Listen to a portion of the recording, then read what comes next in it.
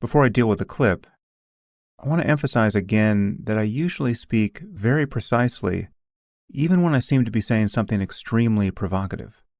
For instance, I've said on several occasions that I think Donald Trump is a worse person than Osama bin Laden.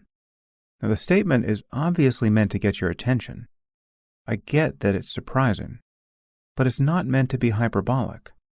I can defend every word of a statement like that. What I can't defend are people's misunderstandings and erroneous extrapolations of a statement like that. Perhaps I should just clarify that statement again, because it actually goes a long way to explaining my view of Trump. Why I think he's such a terrible person, but not nearly as scary as some people think he is, and not nearly as scary as many people think I think he is. I think Osama bin Laden was a more or less normal human being, psychologically. He was just living in the grip of a dangerous and idiotic worldview. The moral structure he imagined he was living under and wanted to impose on the rest of the world, given his beliefs, was despicable. So he created immense harm, and it's very good that we killed him. But within the framework of his odious beliefs, he demonstrated many virtues. He was a man who certainly seemed to be capable of real self-sacrifice, and he was committed to ideals beyond his narrow self-interest. He was, by all accounts, personally quite courageous. I don't claim to know that much about him, but it wouldn't surprise me at all if he was generally a person of real integrity and generosity and compassion in his dealings with his fellow Muslims. None of these things can be said about Donald Trump. Trump is, without question, one of the least honest and most malignantly selfish human beings I have ever come across.